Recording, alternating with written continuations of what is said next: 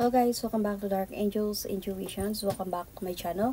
So welcome back sa mga palaging nagabang ng mga readings ko. This is another general love reading for the collective. So ang gagawin ko ngayon is you and your person's reading. Okay? So let's see. Let's see kung ano yung nararamdaman mo, nararamdaman niya, plano mo, plano niya.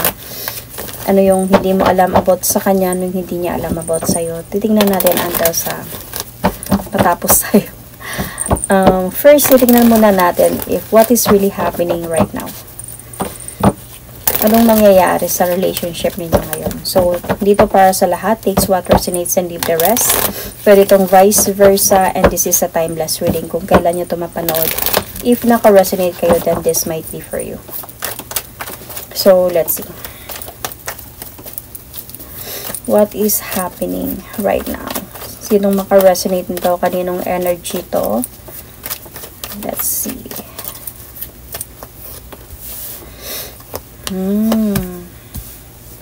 So, this person, somebody, your person wanted to talk to you.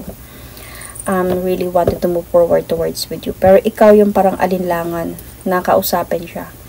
Alinlangan siguro na tanggapin yung offer niya. Kumbaga may mga option ka dito pagdating sa decision. If tatanggapin mo pa ba siya or hindi na. Could be.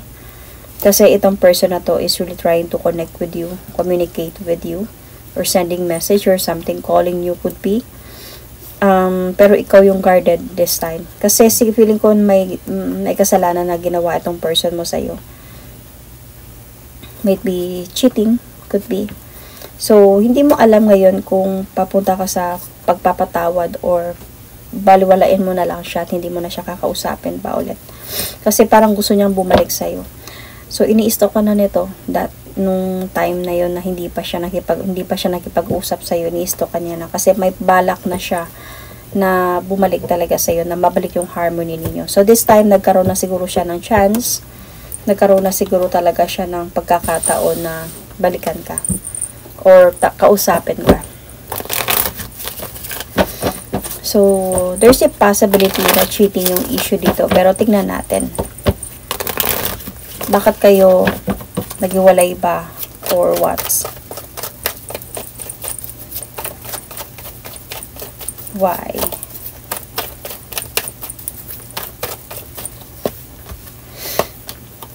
Yung relasyon ninyo, napunta talaga siya sa mabigat na problem.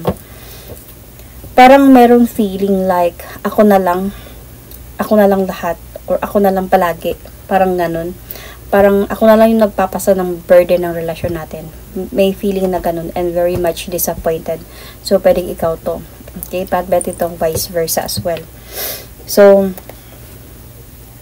and gulong-gulo na talaga sa isipan. Nagkaroon na ng mga overthink, ano-ano ng mga hallucination na naiisip, yung mga kutob, kaba, nandiyan na lahat. Halos hindi na nakakatulog sa gabi. So, merong na din feeling dito like, parang ginagago na lang, parang pinagmumukha na lang, muna lang akong tanga, and you felt very much imbalance na sa connection na to. Feeling ko you are dealing with someone na matured person, or someone na meron siyang past. And you are a young one. Could be, you are a single one nung nakilala ka niya, and siya may past siya. So, dito kayo parang nagkakaroon ng problem around this time, nung naghiwalay kayong dalawa, na feeling mo he is betraying you, lying to you, cheating on you. I don't know if may clarity to sa'yo, or it's just really like, may naririnig ka lang, or may nakapagsabi sa'yo. Kasi hindi ka din naman mag-react ng ganito kung wala kang nakita, or wala kang narinig, or walang nakapagsabi.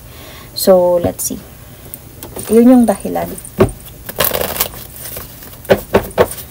Ano yung nararamdaman ng person mo ngayon para sa'yo? Feeling ni person para sa'yo.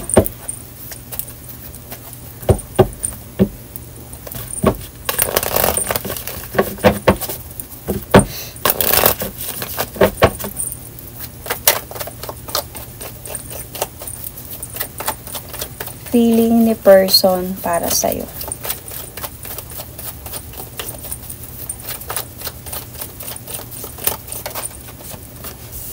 Gusto niya talaga mag-offer sa'yo ng new beginning. So, mahal ka niya. Mahal ka ng person na to.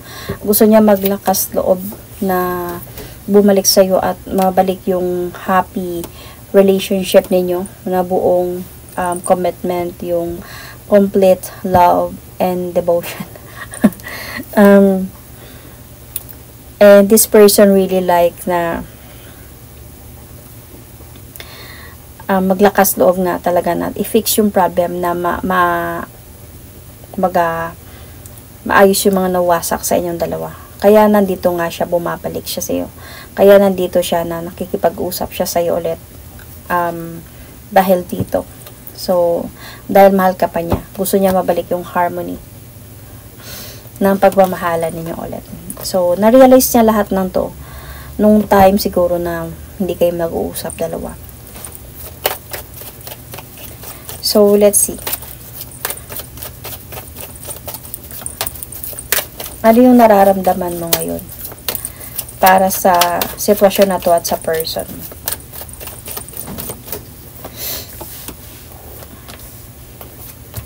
So, ang nararamdaman mo ngayon is you want more clarities. Or either nararamdaman mo ngayon na happiness na hindi ko alam. Parang ganun. Na masaya ako na hindi ko alam. Parang ganun. Kasi kinakausap ka na niya eh. Nagme-message na siya sa'yo. So, meron ka feeling dito na kilig-kilig ka na hindi mo alam. And, naiipit ka nga talaga dito. Natatrap ka na feeling mo, anong gagawin ko? Kasi dito pa lang, parang hindi mo, di ba sabi ko, hindi mo alam po anong desisyon ng gagawin mo dito. Tatanggapin mo ba siya or hindi? Na feeling mo, ayaw mong tanggapin yung offer, pero, nag-iisip ka pa. So, itong yung nararamdaman mo ngayon, parang you felt trapped.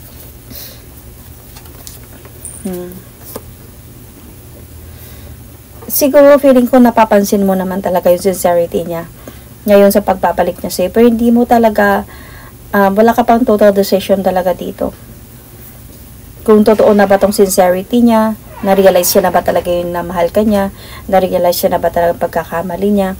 So, totoo na ba tong pagbabalik niya. And, na-miss mo din kasi talaga siya. So, and isa pa, nung time kasi na wala kayo, nag-try ka talaga mag-move on from this person, then bumalik siya sa'yo. So, naiipit ka na baka niloloko ka lang din niya, or ano ba yung talagang reason. Siyempre, hindi mo malalaman talaga yan. Siyempre, magkakaroon talaga sa'yo ng question dito, na mag-question mo talaga yung pagpapalit niya dito. And kung ano man yung sasabihin niya sa'yo, syempre hindi mo alam kung maniniwala ka ba sa sasabihin niya sa'yo or hindi. 'Di ba? So, eto ka ngayon, na feeling mo happy ka na nag-usap kayo ulit, pero hindi mo alam kung anong desisyon ang gagawin mo sa offer niya. So, let's see. Ano ba talaga yung intention niya sa pagbalik niya?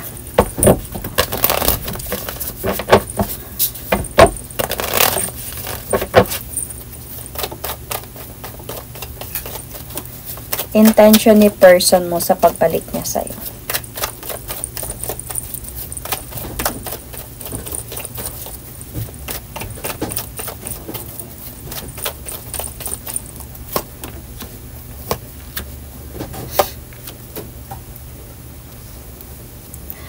So, I can see here that yung intention niya talaga dito is siguro to explain to you about what happened last time. Parang gusto niya siguro na humingi ng tawad sa'yo, sa sakit na binigay niya sa'yo. Gusto niya din mag-move forward towards with you. And gusto niya, naglalakas loob talaga siya dito, na kausapin ka, lapitan ka, at ayusin yung mga dapat ayusin sa relasyon ninyo. Pinag-isipan niya talaga to ng mabuti. Hindi din to sabihin na agad-agad niya tong pinagdesisyon. Pinag-isipan niya to ng mabuti habang pinagmamasdan ka niya. May sa social media, habang nakikita ka niya ng ganyan, namimiss ka niya, at pinag-iisipan niya na babalikan ko ba to, or tama ba tong gagawin ko, mga ganun, mga bagay. So, during those time na hindi kayo nag-uusap, during those time na cold yung sitwasyon ninyo. So, siguro madami din kayong pinagdaanan nito. So, until sa madami din kayong mga away na nangyari na pinagdaanan din ng taong ito. So, there is a possibility na may mga plans din siguro kayo dito about marriage, or baka married talaga kayo, or nagkaroon lang siya ng past girlfriend na bumalik or something. Kasi may nakita akong past issue dito sa inyo eh. So, depende kung saan kayo naka-resonate dito. Okay, so yun yung intention niya talaga sa'yo. Siguro to explain to you everything and to move forward towards you at humingi ng tawad sa mga kasalanan na gawa niya. And to come back to you as well na. So, ikaw, let's see about you kung ano yung mga naiisip mo about sa pagbabalik niya.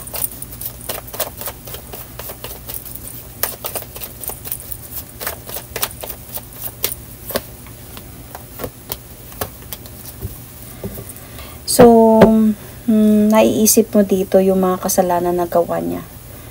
So, masakit pa talaga sa'yo yung mga nangyari. Every time, nung time na nagkausap na kayo ulit or nag-message na siya sa'yo or something, naalala mo yung coldness, emptiness, sadness, pain, and until nung time na nagmo-move on ka na ngayon. But then also nami-miss mo siya. Kaya nga nandito ka sa point na happy yet you don't know what you felt that ng time na kinausap ka niya. So naiisip mo din yung mga away ninyong dalawa. So nag-flashback sa'yo yung mga times na yun, yung mga pinanggagawa niya. Nag-flashback talaga sa'yo, and naisip mo din yung offer niya sa'yo about might be marriage, and offer mo sa mga plano ninyo before, yung mga magagandang plano ninyo. So, gumulo talaga to sa isipan mo ngayon na ang ganda ng mga plano ninyo. Mahal mo pa talaga to, syempre.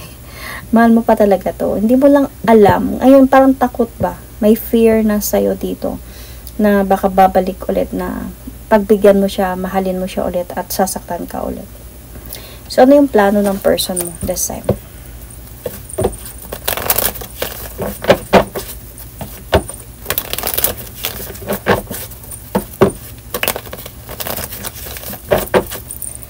Plano ni person this time.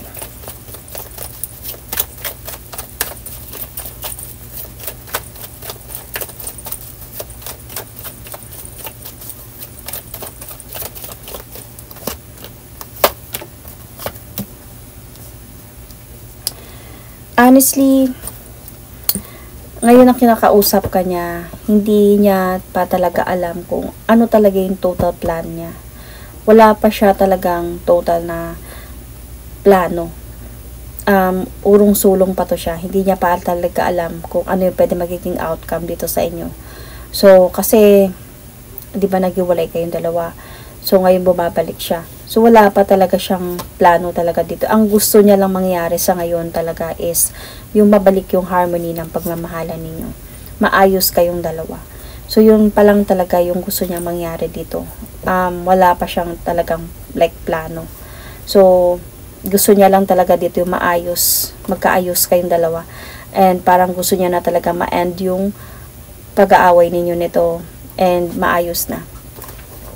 So, yun pa lang talaga yung gusto niya. Like, plano na i-continue yung mga plans ninyo same as the past. Wala pa siya doon sa point na yun. Kasi siguro dahil nga sa hindi ka pa niya nakuha balik.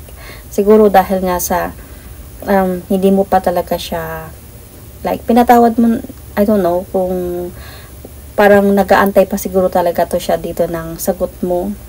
Nag-aantay pa talaga to siya dito ng kumaga kinukuha ka pa niya balik. Nasa point pa siya ng level 1 again. So ikaw, ano yung plano mo dito? You might be dealing with Capricorn, or you might have Capricorn in your chart, or you might have Leo, or you might be also a Capricorn, or you might have Capricorn in your chart. You might also be a Leo, and or a Pisces, or you might be dealing with Aquarius, Cancer, Cancer, Scorpio, Pisces, or fire sign. So, let's see. Ikaw, may plano ka ba na sagutin siya balik? May plano ka ba na tanggapin siya ulit? This will be might be in the future na to.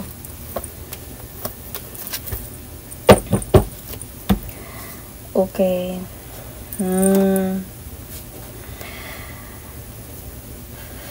Mahal mo pa din talaga siya. Mahal mo pa siya. Well, hindi din madali sa'yo to. Decision na to. Pag-iisipan mo to at hindi madali na pagdedesisyonan to. And, ang nakikita ko talagang reading dito, ang nagkaroon kayo ng issue with past girlfriend or boyfriend na nakipag-usap balik. Ito yung issue siguro ninyo talaga dito. Nung nakita ko may past. Kasi, I can sense kayong dalawa is may commitment kayong dalawa dito. Either you are married or engaged or long term. So, minsan kasi nag-iisip ka ng plan na umalis na lang talaga emotionally from this, na hindi na siya tatanggapin at hayaan ng mawasak yung relasyon ninyo or hindi na balikan pa. Naiisip mo yun sometimes. Pero naiisip mo din yung pinagsamahan ninyong dalawa at yung pagmamahal mo para sa kanya. Kaya feeling ko yung magiging decision mo dito, hindi madali, pero parang feeling ko paglaban mo pa din siya. Kumbaga, tatanggapin mo pa din siya ulit, in a way. So, magiging practical ka dito to accept this person again. Though, yung pag-accept mo sa kanya is, hindi ka sure sa mga pwedeng mangyari. Siguro, depende sa pag-uusap ninyong dalawa.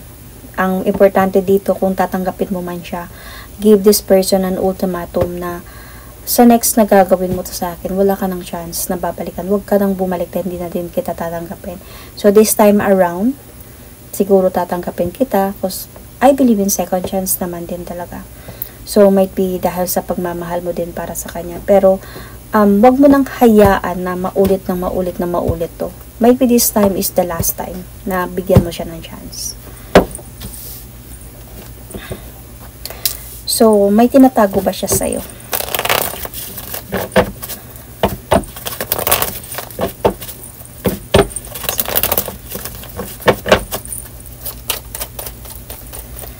May tinatago ba yung person mo sa'yo?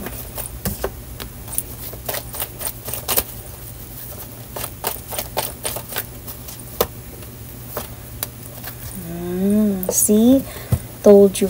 Feeling ko dito sa past person niya, past girlfriend niya ba to, or past situation, relationship, long term din sila siguro nito before. Feeling ko nagkaroon to sila ng responsibility noon. Hindi niya sinabi sa'yo na matagal na kayong dalawa. Or baka hindi mo lang talaga alam na yun yung na nagkabalik. Baka yun yung nakausap niya. Siguro nag-away kayo dito nang nagkaroon sa'yo ng clarity na merong babae or lalaki, pero siguro hindi clear sa'yo kung sino. Parang ganun siguro. Hindi ko lang alam kung paano mo siya nahuli. Pero, ito yung lumabas dito sa kung ano yung hindi mo alam. Ano yung lihim niya. Parang nagkaroon sila ng responsibility pala nung isa. Kaya nung time na yon, nung nag-usap sila balik, kayo na, committed na kayo, or nagsama na ba kayo, or in a serious relationship na kayo, or mag-fiancé na kayo, or married na kayo, is na-juggled siya bigla. Parang nagkaroon siya bigla ng unsureness, and tinago niya to sa'yo. So, nag-usap siguro sila nito balik na might be about sa anak, ganyan. So, ito yung nakikita ko. Pero pwede ko tong, hindi to para sa lahat, okay? So, hindi lahat na ganito yung nangyari. So, you can comment down below po ito talaga yung nangyari sa inyo. Pero meron din ako nakikita dito na pwede din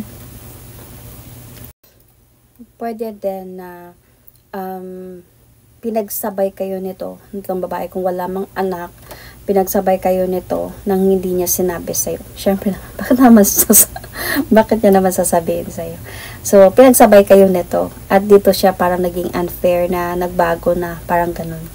So, nung dumating to, ex pa rin to siya. Kasi, nung nangyari to, parang nag-isip siya dito na parang gusto niyang balikan. Parang, paano siya nabalikan din to. Nabalik yung harmony nilang dalawa ng pagmamahala nila or feelings, something like that he thought siguro na bumalik. So yun talaga, alam mo, kahit pa nakikita ko talaga mayroon talaga to silang responsibility, kaya nag-usap to sila balik.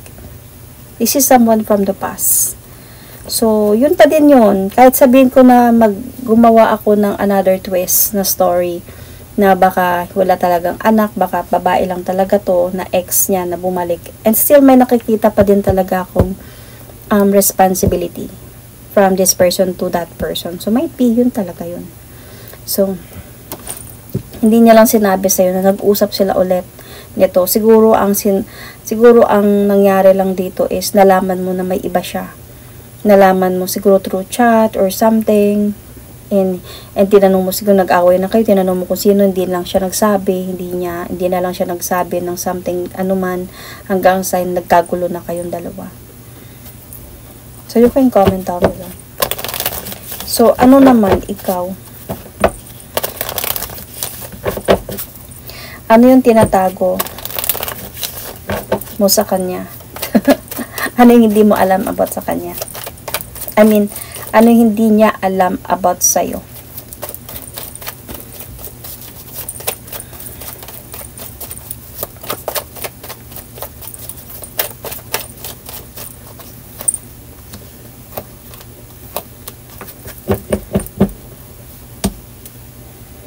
So, on your part din naman,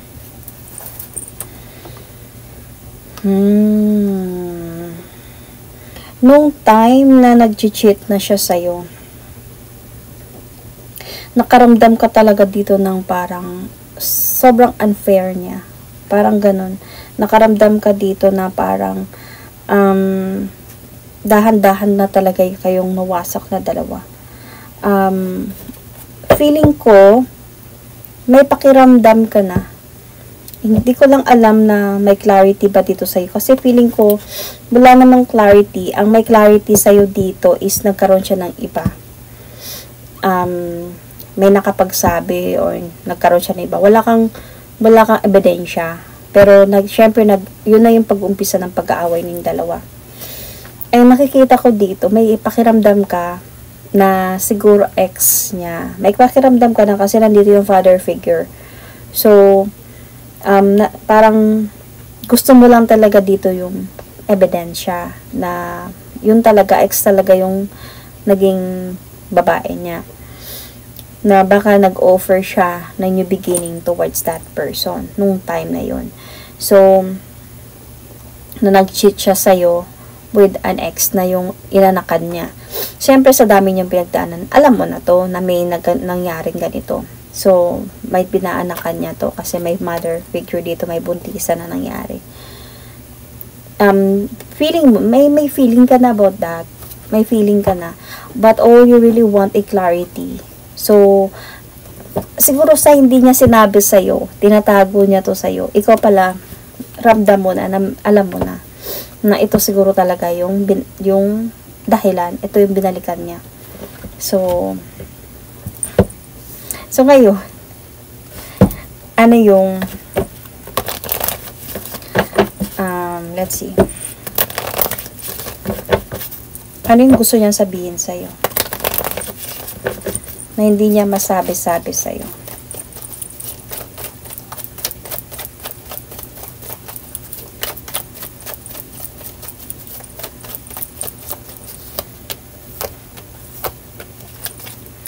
Alam ko naman nagmamahalan pa rin tayo until now.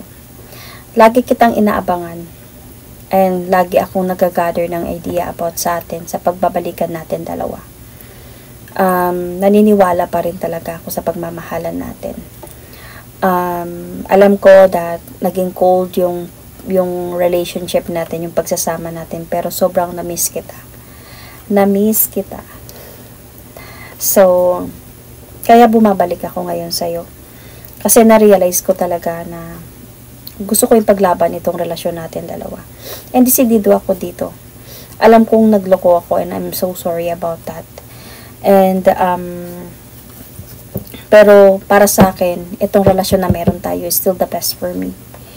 So, I'm sorry sa mga kasinungalingan na nagawa ko. I'm sorry sa mga tinago ko na alam kong nagtatanong ka na sa akin na hindi ko lang sinabi sa'yo. And hindi ko naman talaga ginusto yung pag-alis ko. Parang labag sa loob ko yun. Gusto ko lang that time na makapag-isip. And might be to have some soul searching to find some clarities. Anong gagawin ko. So, and isa din parang naguluhan na din ako dahil nga nag-away na tayong dalawa that time. Pero pinagsisihan ko talagang lahat ng yun. So, ano naman yung gusto mong sabihin sa kanya? Dami. Tatlo lang. Tatlo lang.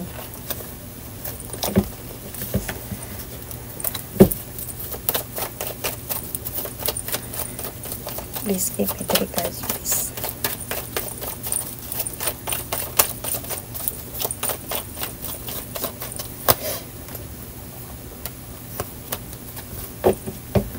Ano naman yung gusto mong sabihin sa kanya? Okay. So, nako-confuse talaga ako ngayon kung anong gagawin ko. Nagkakaroon sa akin dito ng mga realization and clarity. You know, I am already in a healing process talaga. Naghihilom na ako nung bumalik ka.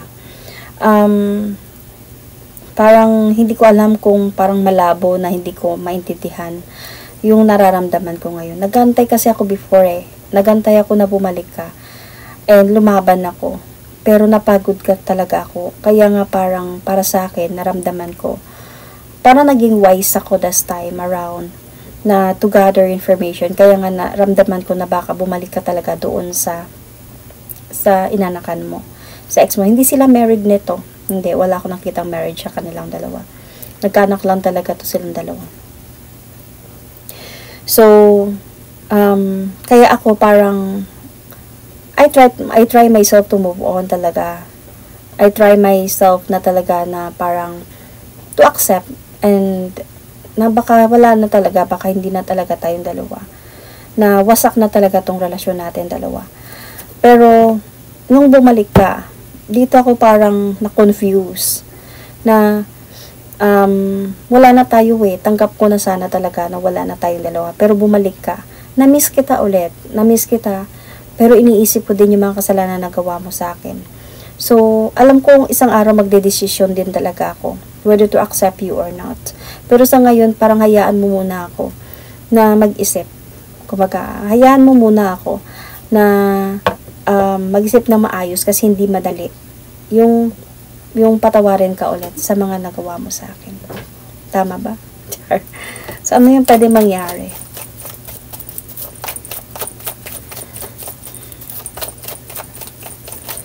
In the future, ano yung pwedeng outcome?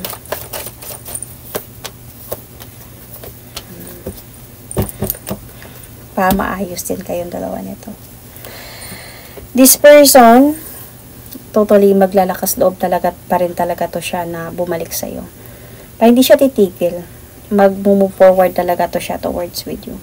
And feeling ko magkakaroon na, sa communication na meron kayo, magkakaroon dito ng pagbabalikan ng mga memories. Pagkakwentuhan about nangyari before, noon, dito tayo pumunta, noon ito yung pinag-usapan natin, ito yung nangyari, marang ganong mga bagay. So, until feeling ko, you will still going to take the leap of faith to accept this person again. Parang bahala na ako nung mangyari, parang ganon, na tanggapin ko na lang talaga siya ulit. Pero hindi talaga to madali. Hindi to madali para sa'yo. Pero feeling ko naman yung person mo, seryoso naman talaga siya na this time. Nakita niya kasi yung worth sa'yo. Kaya willing ka niya ipaglaban talaga. So, yun. I can see signs Aries card. Aries energy is here.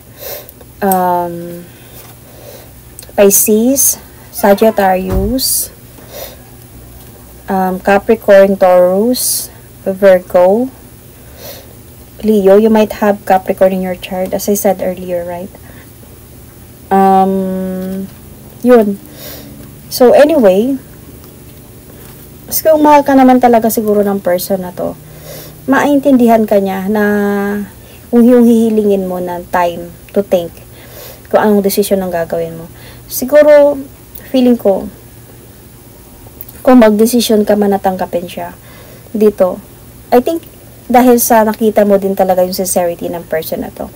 Hindi ka naman siguro magde-decide na tanggapin siya kung hindi mo nakita yung sincerity niya sa pagbalik niya sa'yo. So, siguro during that time, in the future, could be nakita mo na talaga na willing siya at seryoso talaga siya sa decision niya. And siguro during that time, mahal mo pa rin talaga siya, kaya tinanggap mo siya. So, yun. And I think it's okay. Kaya lang, kailangan mo lang talaga this time na maging wise na talaga. And kung sakali man magkabalikan kayong dalawa ulit, try na talaga ninyo na pumunta sa next chapter na talaga ng relationship ninyo. Kumbaga, tapos na yung season 1, punta na kayo sa season 2. At kung ano man yung sino man yung mga villains sino man yung mga hindi negative energy sa season 1, wag yun ang dalhin sa season 2. Kumbaga, itong issue ninyo with this person na dahilan na pag-iwalay ninyo, huwag nyo nang dalhin dito sa season 2. Both side, ikaw or siya, ikaw in a way na huwag nyo nang pag-usapan, huwag ka nang magtanong, huwag ka nang mag-hallucinate. Hindi mo maiwasan yun, alam ko yun.